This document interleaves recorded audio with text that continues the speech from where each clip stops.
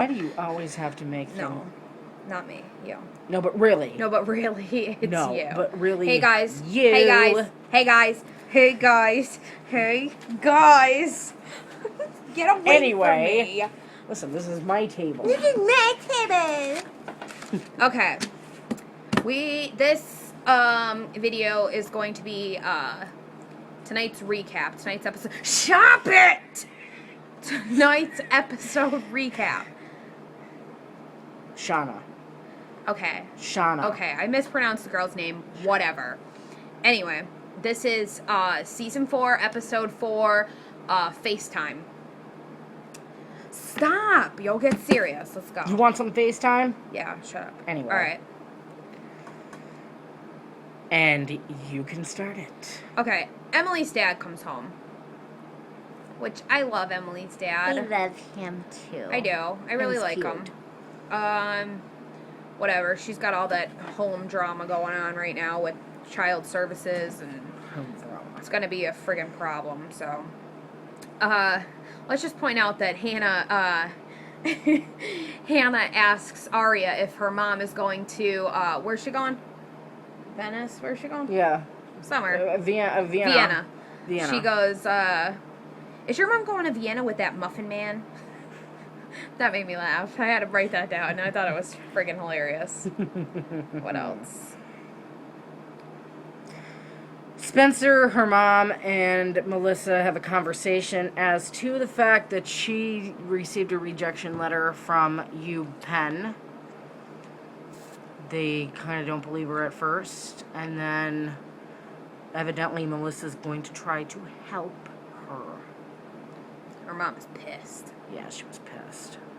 Like, it's not her, Only like family member then didn't get into the. but it's not her fault. Like, no, it's not. She got Because rejected. first it's of all, not like she told her mom she didn't apply. and not only that, but that wasn't even a real rejection letter. So Yeah. I'm telling you. Okay. No. Okay, could we talk for 2 seconds about Wildens' lockbox, his his security box? First of all, a cop does not make that much money. Where is he getting that money from? I know, my dad's a sheriff. They do not have lockboxes full of cash around. Trust me. I'm telling you. It doesn't happen.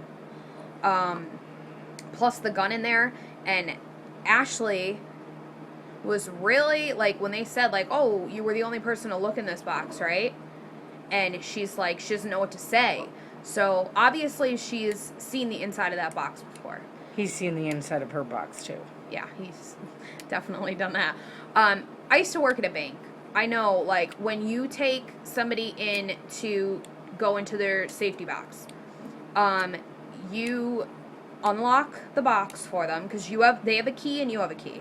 You unlock the box for them, then you leave them alone to be able to put whatever in there that they need, do whatever. So, I mean, we all know that she's gone into safety boxes before. So, I mean, who's to say she hasn't been in Wildens? Okay. Obviously, Screwed around. yeah, like completely frigged up Emily's x-ray. And I'm thinking that from last episode, when A had the x-ray there, maybe A tampered with it to make it look like she needed surgery. That way it lessens her chances of getting a scholarship, which keeps her in Rosewood. In Rosewood, because he doesn't want, or he or she, Well, we're saying he because we think it's Ren, but doesn't want her to leave. well, who else can mess with medical records like that and make it look like legit? Let's be real here. Yeah. So, okay. A's trying to keep all these girls from going to college. Spencer got the rejection letter. It's probably from A.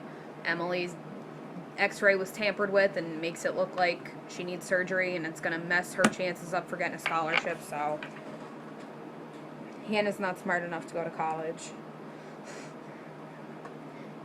Okay. Caleb said, what did Caleb say? When he's talking about the cops at Rosewood, he's like, no, He's like, they can't find their nightsticks with two hands. That was freaking priceless. He's like, they can't find their nightstick with two hands. You know, you're talking about real detectives here, like, not the friggin' Rosewood's finest, okay? That was funny. It sounds like Jessup's finest where we live. Okay. Another thing that kind of stuck out to us a little bit, Emily says to Paige, like, you're a very competitive person, and Paige says, in many ways. Yeah, in many ways. Which could be nothing, but it kind of, like, stuck out to me for some reason. I don't know why. Because it's Paige, and we just did a theory on Paige, so naturally, okay, we're going to be paying attention to Paige. Jake shuts Aria down. Pew! Which... Pew, pew, pew. Pew, pew. Pew, pew. We kind of... I like Jake. I like Jake with Ezra, with her better than I like Ezra with her. I do too. Yeah, I like Jake. Sorry. I don't really like Aria, but I'd rather her with Jake than Ezra. I think the whole Ezra thing, too much. Like, she's not gonna want to be a mother to somebody else's kid. Like, that's just, it's too much. She's way too young for that. It's too much. Ain't nobody got time for that at her age. No, seriously. Ain't nobody got time for that. The guy, the man with dementia, Dr. Palmer. Yes, I called that from the second that Toby walked over to him. I'm like, this dude's got dementia. He's sitting there staring off into space.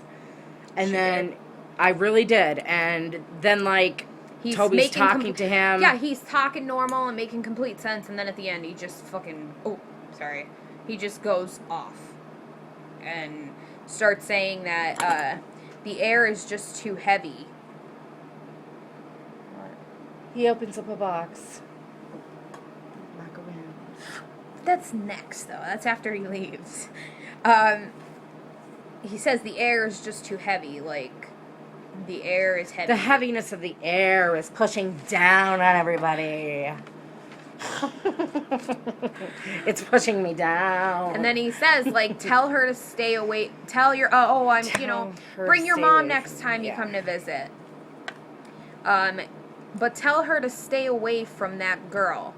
You know, Toby's the one. Like, yeah. What girl? You know, the one with the blonde hair. She's got a lot of heaviness around her, that one. Yeah. Okay, before everyone jumps to conclusions, absolutely could it mean Alison? Yes.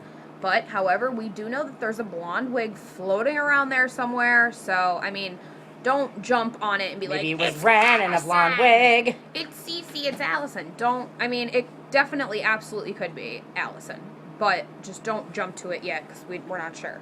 Then he says, Toby's leaving, and he goes, are you sure you don't want a macaroon? I started cracking up. I thought that part was great. I'm sorry. I wanted to cry, though, because Toby was so sad. I know.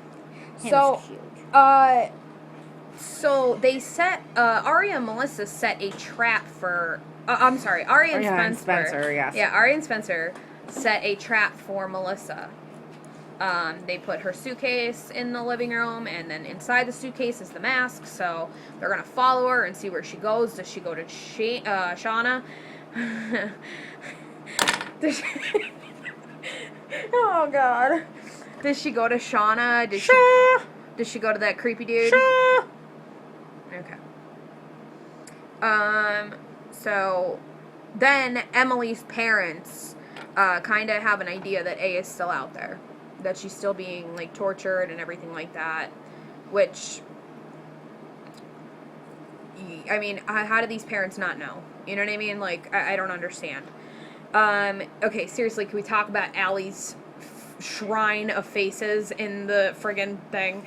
Like, there's way too much drama in that room right now. Like, so many Allie faces, it's not even funny. That was creepy. That really was creepy. And furthermore, something that she caught on to is that dude says to Aria, oh yeah, she was here with whoever it was in the Impala when it was the summer that she disappeared. Last week he's asking how she was, and they tell her, or they told him that she's dead. How the hell does she know does he know that she disappeared? Yeah, something's up with that. And then, like, not to mention, she comes there asking for her money, so what? Was it like she was referring her friends to him, and so he was paying her, or something? What the heck is with that freakazoid? I don't even know. or paying her for her face. I don't know. But she comes back asking for money, and now here's what I'm thinking. I kind of think that I'm telling you, mark my words, that later on when we find out that Allie is still alive, that they're going to go back to that, and that's going to be after she disappeared. Do you know what I mean? Mm-hmm. That's going to be after people thought she disappeared. She was in a hurry. She was running. She didn't want to be seen. Someone in an Impala. Looking for Route 30. So, what's in Route 30? You know what I mean? How do you get to Route 30? I don't know about where you people live, but a lot of cops drive Impalas in Pennsylvania. A lot. That's like the main car, pretty much. Other than the Crown Victoria, which is the one that Wildens' car that was covered in mud. Impalas are the undercover cops. A lot of For undercover, the most part, you know what I mean? A lot of undercover cops.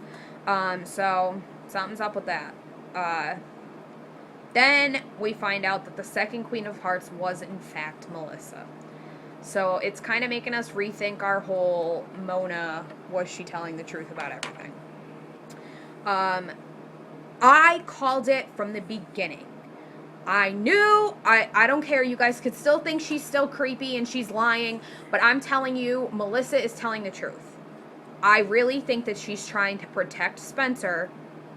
That's why the whole, would you protect me if it came down to it? You know what I mean? Would you pick me over your friends if it came down to it? Because I honestly think that she is helping the girls. I really do. I honestly think that she's trying to figure out what's going on to help the girls. I think she's being stalked too, but now we learn that that Wildens started the fire. Is that true? I think so. I really do. I think so. We know that let's just say that everything she did say was the truth. We know that Wildens is working for somebody else. Somebody bigger, you know what I mean? Somebody's calling the shots. They were all afraid of Wildens. Who's the main dude? I think it's Ren. I don't see Wildens being afraid of a woman. Not that Ren is very manly, but I don't know. He'd scare me more than Ezra. Okay. Now, this happened at the end of the episode with Paige and Emily. I'm 100% convinced. Tell me, seriously, let me know if I'm wrong. But in last week's episode, we didn't get a chance to go back and rewatch it. But did Emily actually come out and say that A hit her with the car, that A tried to run them over? Because what happened was, she, in my memory, all I remember her saying was, to Paige, I got hurt trying to save Aria and Mona. And then she says, Paige says, from what? And she says, not from what, from who. She never says that she got hit, but that she dodged a car, that A tried to hit them with the car. She never says anything like that. And then you have Paige say, about, like, you know what I mean? About the car. Like, oh, yeah, you should have just let Mona and Aria get hit by the car. Yeah, you know what I mean? Joking around. But did she even know that that there was a car involved? Is what I'm trying to say. So we're going to have to go back and rewatch that. That text at the end was not from A. Right? I don't think so. It wasn't signed A. That's the only message I've ever seen, except for the ones for Allie. That's the only message I've never seen not signed A. Mm-hmm. It literally said, like, what did it say? It was talking about how Melissa is not A-team material. Kisses. Right. Kisses, and that was it. She's not A material. That's all. It didn't say A. So we'll see. And then we have the end where they're putting Melissa's mask back together. I don't know. Which, there you go. Melissa smashed her face, so why would it be Melissa putting it back together? She didn't know anybody was watching her do that, so there you go. That's the recap. I don't know if you guys have if we said anything wrong or we missed something, let us know. That's it.